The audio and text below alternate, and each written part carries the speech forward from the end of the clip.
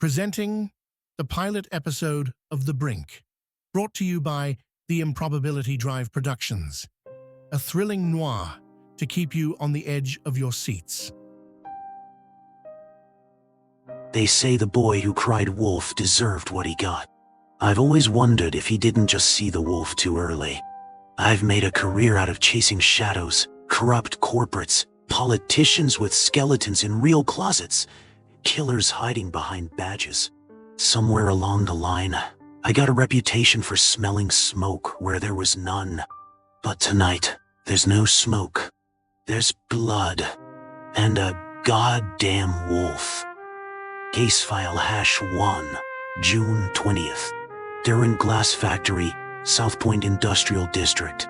Back alley near the loading bay. The victim, Greg Matthews, 42. Factory night guard. On record, he clocked in at 8:07 p.m. Off record, he had a rap sheet.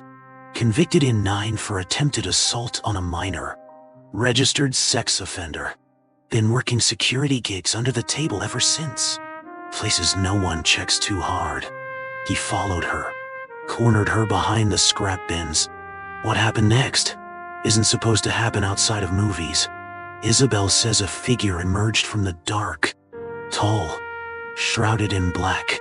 She says it had green glowing eyes, like they weren't eyes at all, but something behind them watching. It didn't shout. It didn't threaten. It acted.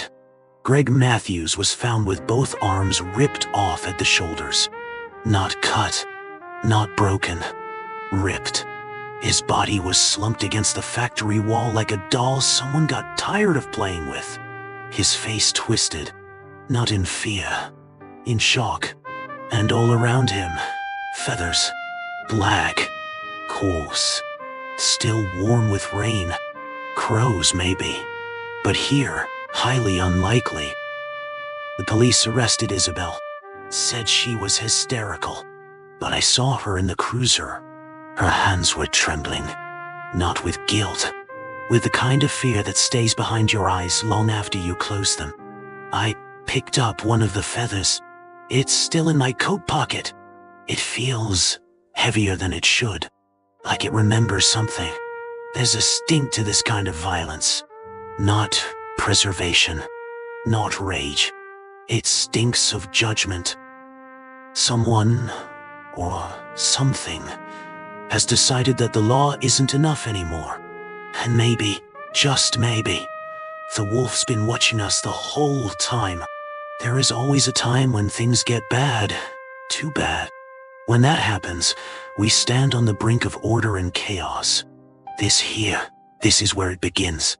This is Dominic Friday. File open, code name, The Brink. Case file #2, July 19th. It had been weeks since I had filed my request to talk to Isabelle. She finally agreed to talk to me. Maybe because she had seen the wolf too. It was pouring like sky itself wanted to wash the city clean. I stood outside the asylum. In my mind, could still hear every word she said. I am not one to be scared easily. Occupational perk. But it was the way she told me. She believed it. I don't know how to start. I don't even know why I'm still alive. It was just after 2. I was walking like I always do, past the scrapyard, down the back alley behind the glass factory. Street was empty.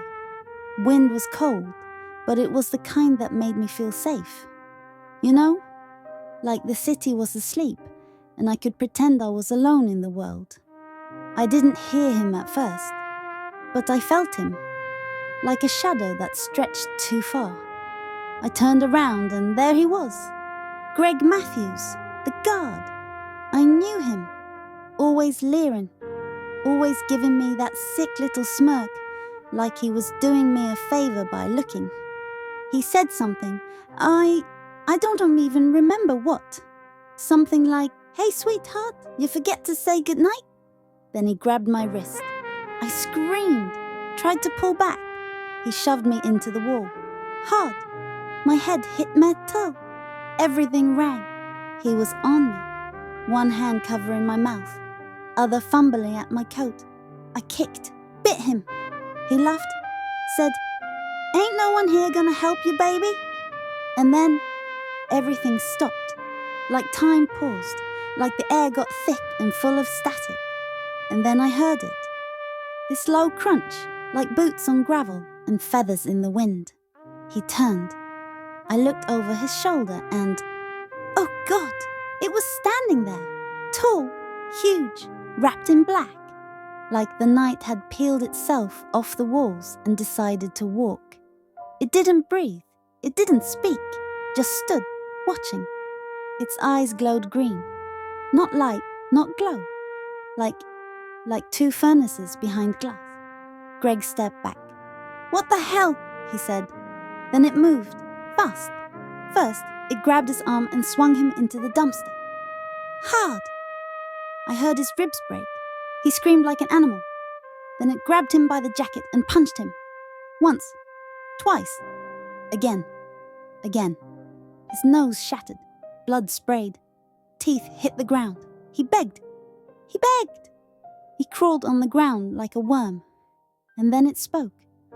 "You're done. Insect."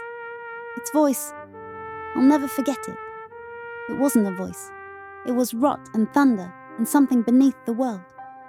Then it lifted him by both arms. He screamed, No, please, please don't." And then it tore them off, ripped his arms from the sockets, clean, like paper from a notebook. Like God himself decided Greg wasn't fit to touch another thing. He hit the ground, still making noises, like a dog hit by a truck, but not dead yet. It stepped back, looked at me. I thought it would kill me too, but it didn't. It just turned and disappeared. Not walked, not ran, just gone, like smoke. I was left there, shaking, the blood soaking into my shoes. And all around me, feathers, black, dozens of them. Tell me, Mr. Friday, can a woman do that? She didn't blink. Not when she said his arms came off like paper. Not when she described the sound of bones giving way. Most people flinch when they lie, fidget, stumble, try too hard to make their story seem reasonable. Isabelle Hart. She wasn't trying to convince me. She was trying to survive saying it again. Her hands trembled, yes, but not from guilt, from memory. But here's the thing. I've covered crimes that made less sense than this. A drunk banker kills his wife and forgets he did it. A nun poisons 5 patients with holy water and claims God told her to. We bury madness under paperwork. Could a woman have done that? Maybe. But I've never met one who could rip bone from socket like she was shucking corn. And what of the feathers? There is more to this. Damn. I need a cigarette. Thank you for listening to the pilot episode of The Brink, brought to you by the Improbability Drive Productions. Characters and story created and developed by Shardoolsen Jadhav.